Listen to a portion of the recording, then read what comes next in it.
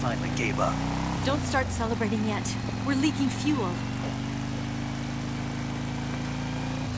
Damn it. Tank shot up.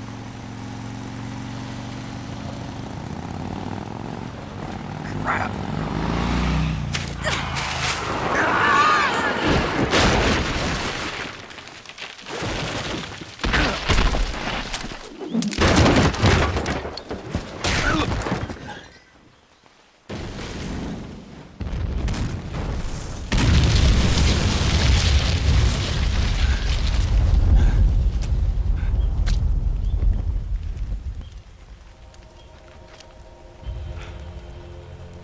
Eva!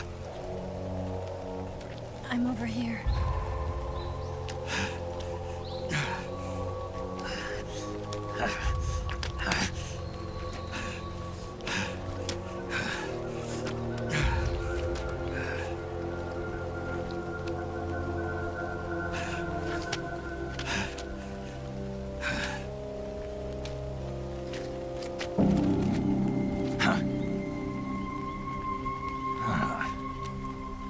Snake.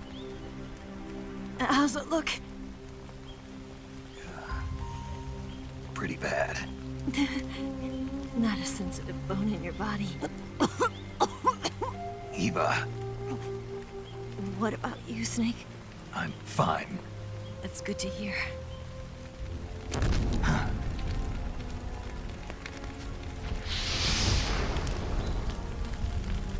We have to get away from here, Eva. Let's go. Leave me. Eva! The boss is waiting for you. You have to go. Give me a gun. No, we're getting out of here.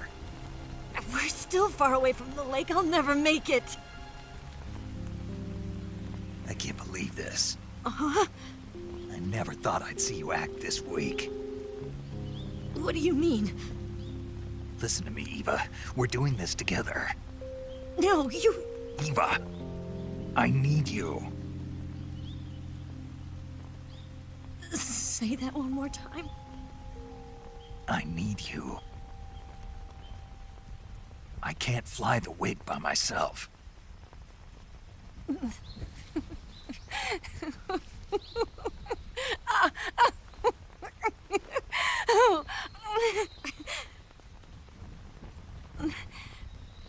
All right, then. I guess I'd better help you out.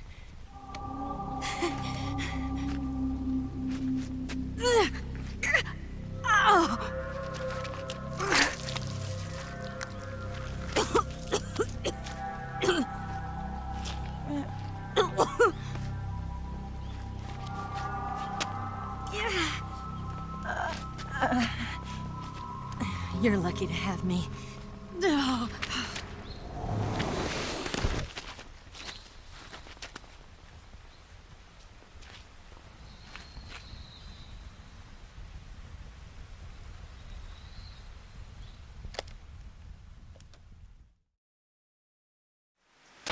Snake, can you hear me? Paramedic, thank God. Eva's been seriously hurt. So have you. Luckily, I think her organs are all intact, but... Calm down, Snake. Calm down. You'll both be fine as long as you get the proper emergency treatment. But you're the only one who can do this. Understand? So you've got to calm down. Right. Okay. Okay. Now let's open up the survival viewer and treat the injury. Do you have supplies with you? I'm running kind of short. Then by switching the survival viewer over to Eva, you can treat her wounds too. Now get to work. Oh, and Snake, I'm pretty sure you know this already, but if you don't have enough supplies for the both of you, your wounds come first. Huh? Do you get my meaning, Snake? You've still got a mission to complete. Yeah. I know what I have to do. Snake? Like this.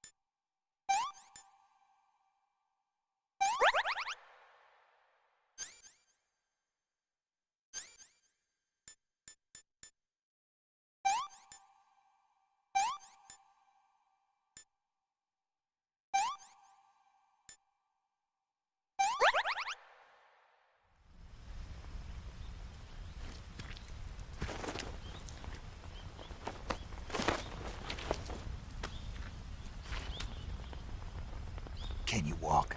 Yeah, I think so.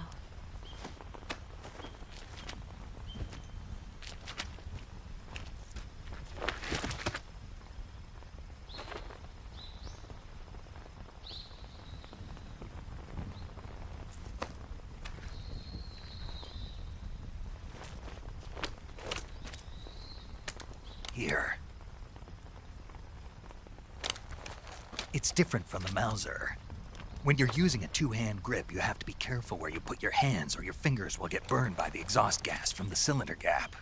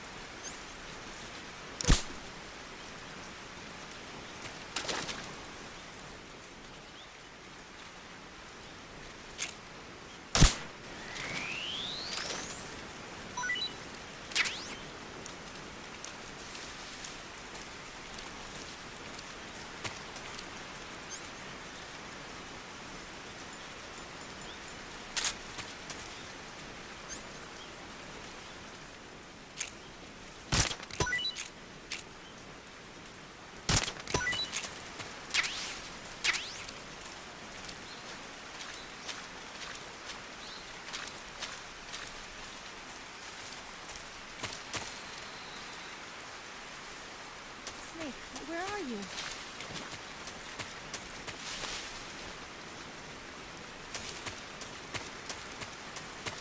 Snake.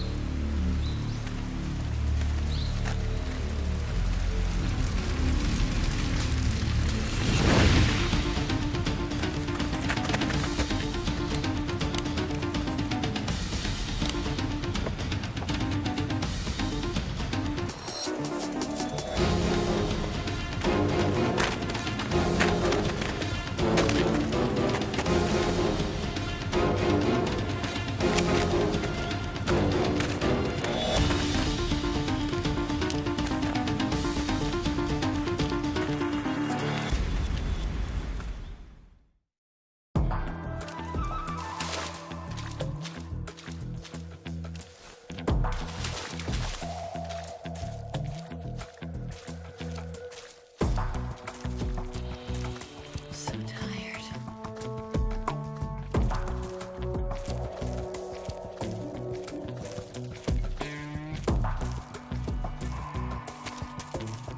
I'm so hungry.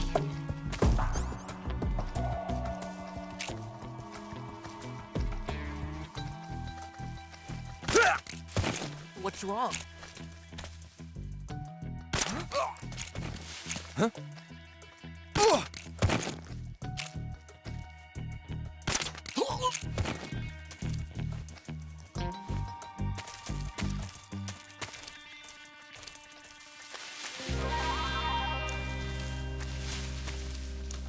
So tired.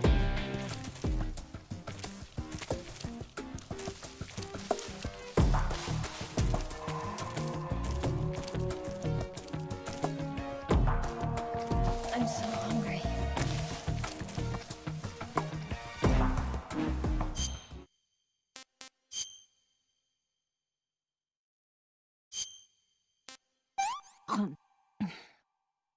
Hmm.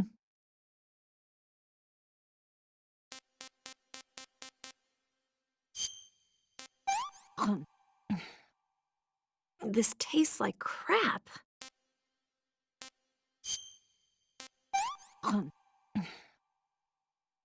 Can I have seconds?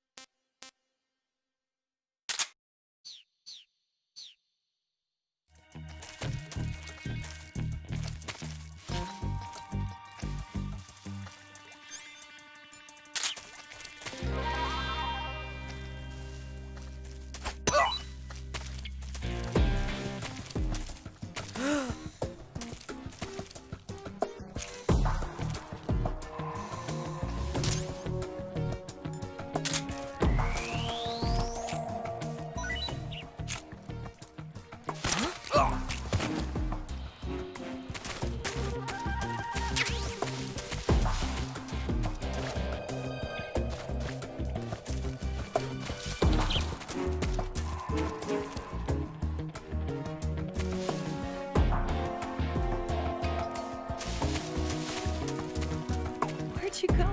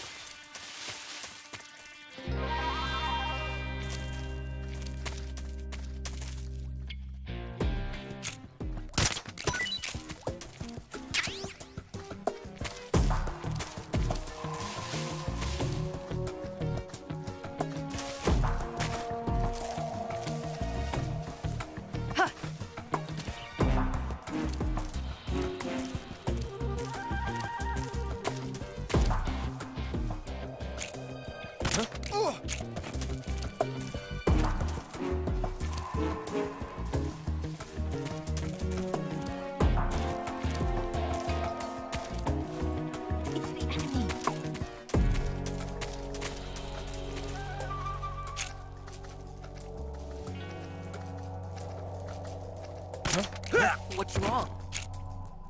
Where'd you go? Snake.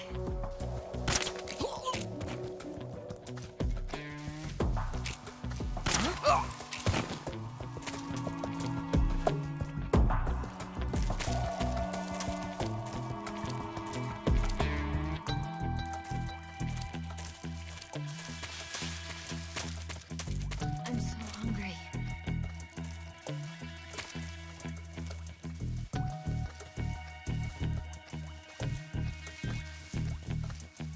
Food.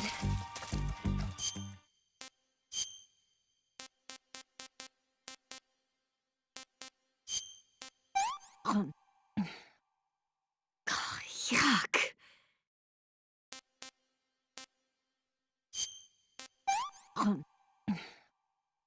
Well, not bad at all. What did you give me?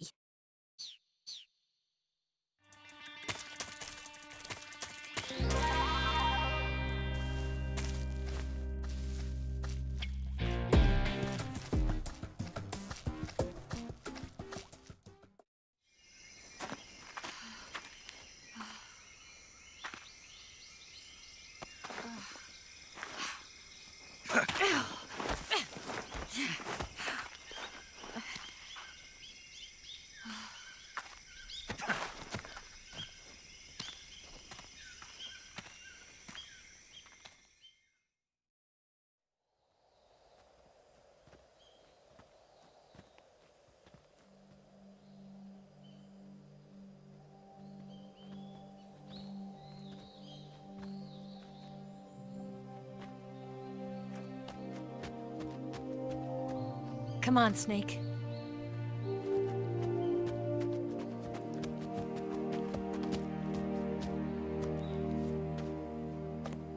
We made it.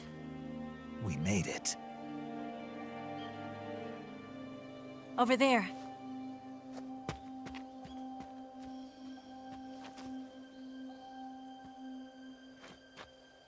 It's the boss, isn't it? I'll go get the wig ready to take off.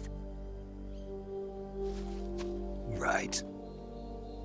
I'll leave you two alone. But come back in one piece, okay?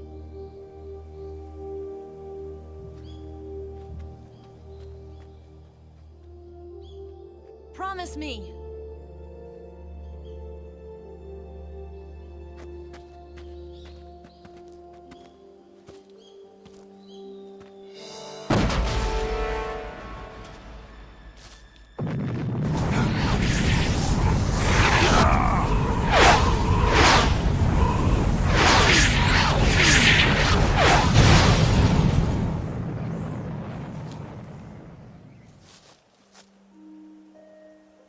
Life's end.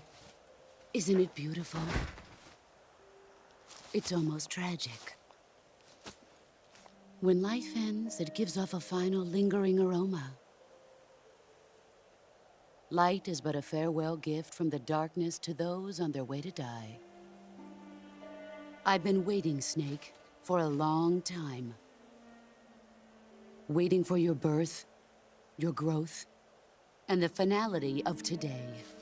Boss. Why are you doing this? Why?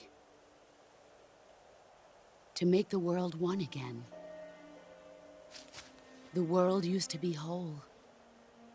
But with the end of the Second World War, the philosophers began to fight amongst themselves, and the world was torn apart.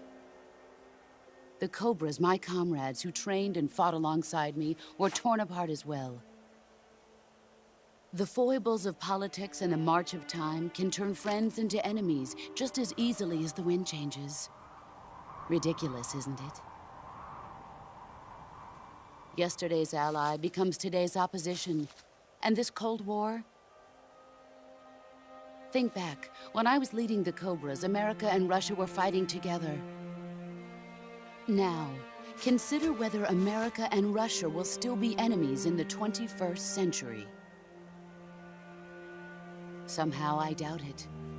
Enemies change along with the times, the flow of the ages, and we soldiers are forced to play along. I didn't raise you and shape you into the man you are today just so we could face each other in battle. A soldier's skills aren't meant to be used to hurt friends. So then what is an enemy? Is there such a thing as an absolute timeless enemy? There is no such thing, and never has been. And the reason is that our enemies are human beings like us. They can only be our enemies in relative terms. The world must be made whole again. The philosophers must be reunited. I will devote my skills to that purpose. And with the Colonel's money, I will achieve that end. Just as I once created the Cobras. They are my family. I may no longer be able to bear children, but I still have a family. It was November 1st, 1951. I was in the Nevada desert participating in atomic testing. The name Nevada is derived from Spanish, covered in snow, white as snow. And snow is exactly what I saw in that Nevada desert. It froze my blood white. Snake, you were an atomic test subject, weren't you? On Bikini Atoll. That's part of the reason I was drawn to you. You and I are alike. We're both slowly being eaten away by the karma of others. We'll never have the chance to die peacefully of old age. We have no tomorrow. But we can still have hope for the future. In 1960, I saw a vision of the ideal future from space.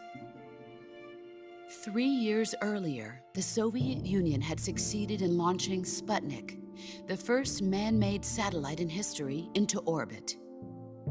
This came as a huge shock to the United States. In response, America threw everything it had into its own manned spaceflight project, the Mercury program. Even as the Soviets seemed poised to send their first man into space, America was still experimenting with chimpanzees and rockets. The government wanted human data. So they secretly decided to send a human being into space. I was the one they chose. At the time, they didn't have the technology to block out cosmic rays, and whoever they sent up would inevitably be exposed to heavy radiation. That's why they chose me. After all, I'd already been irradiated once. Of course, you won't find any of this in the history books. I could see the planet as it appeared from space. That's when it finally hit me. Space exploration is nothing but another game in the power struggle between the US and the USSR. Politics, economics, the arms race, they're all just arenas for meaningless competition. I'm sure you can see that, but the Earth itself has no boundaries. No East, no West, no Cold War. And the irony of it is, the United States and the Soviet Union are spending billions on their space programs and the missile race, only to arrive at the same conclusion. In the 21st century, everyone will be able to see that we are all just inhabitants of a little celestial body called Earth. A world without communism or capitalism, that is the world I wanted to see. But reality continued to betray me. In 1961, I was sent to Cuba, to Bahia de Cochinos. It was part of a CIA-sponsored invasion under the guise of taking Cuban exiles back to their country. But the US government betrayed them. Our weak-kneed president held back their air support. Defenseless, the exiles were annihilated by the Cuban army. All I could do was watch in silence. I was set up by the very country I'd sacrificed so much for, by the very government I dedicated my life to defending. I was driven from the surface world, and I went underground. Then, 2 years ago, I faced the Sorrow, my old comrade in battle. He was my friend. But one of us had to die. I was left with no choice. The Sorrow gave his life for me. There is no enmity between us. One must live, and one must die. That was the mission. The ones who gave me that mission were the philosophers. Early in the 20th century, the true holders of power in the United States, the Republic of China, and the newly formed Soviet Union gathered together in a secret meeting that would later be known as the Wiseman's Committee. The secret pact they formed there marked the beginning of the philosophers. But the last of the original members died in the 1930s. After that, the organization began to run out of control, and the Wiseman's Committee degenerated into a mere shell of its former self. The philosophers of today have no sense of good or evil. Their influence extends to countries and organizations involved in every aspect of every war. They have become war itself. That's how they operate. The sacrifices of war cause a shift in the times. This shift leads to renewed conflict, and in turn triggers the next war.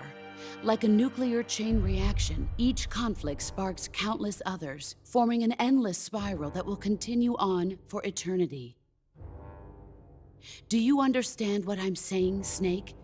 By consuming me and you, the philosophers intend to keep that cycle going forever.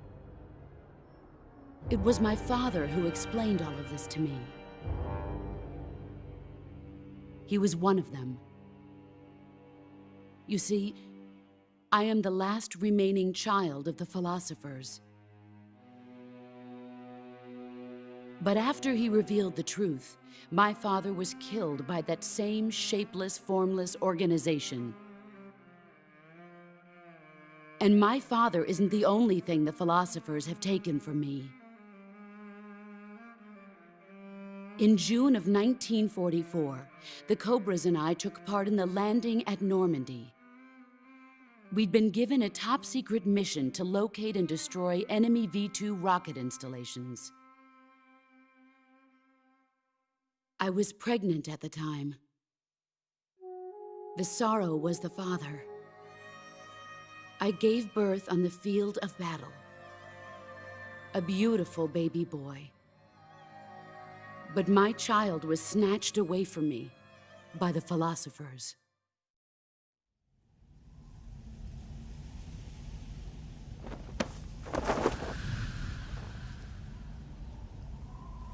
Look at this scar. This is proof that I was once a mother. I gave up my body and my child for my country. There is nothing left inside me now. Nothing at all. No hatred, not even regret. And yet sometimes at night, I can still feel the pain creeping up inside me, slithering through my body like a snake.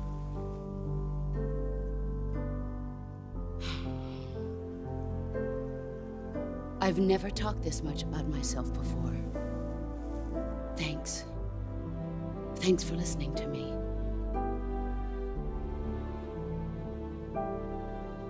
I feel content. Snake, commence the operation.